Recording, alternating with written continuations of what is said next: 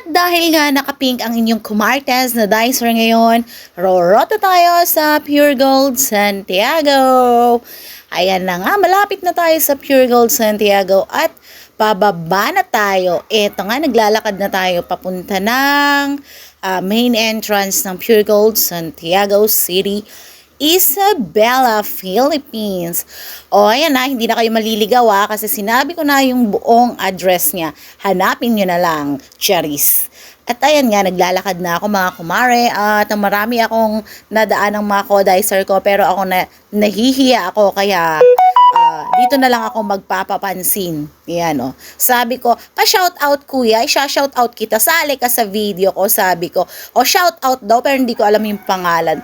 Say hi to sir ng Pure Gold Santiago.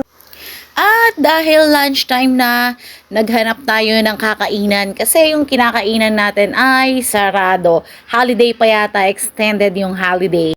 Kaya naman ang inyong kumartes na dicer ay napadpad sa tapsihan. At eto nga, naghihintay ako ng aking order. Mukhang mapapasubo yata yung kumarites yung dicer sa presyo ng pagkain dito. Alam niyo naman mga kumare, ang budget natin, budget meal lang, pang 50 pesos lang tayo mga kumare. At eto na nga yung order ko mga kumare. Alam niyo ba yung tapang kalabaw at saka yung egg. Tapsilog nga pero tapang kalabaw. Kaso lang masarap siya. Try nyo dito sa may tabi ng Pure Gold na tapsihan. Masarap siya. At okay naman yung presyo mga kumare. Ayan, masarap. Hindi ko na lang pinicturean yung kinakain ko kanina at nahiya naman ako. At habang kumakain ng inyong kumartes sa dicer, may napansin akong nag-aaway na magjowa sa labas ng resto.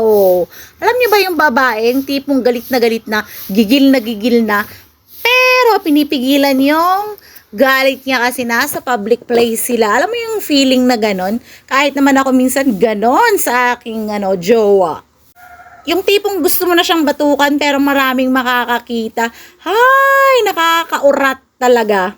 At bago pumasok ulit, sumegway muna tayo para bumili ng bag ni Reagan. Excited na siya sa first day of school. Yan, saling pusa lang siya mga kumare. And so, dito ko natatapusin yung video ko. See you on my next video. Bye-bye! Thank you for watching.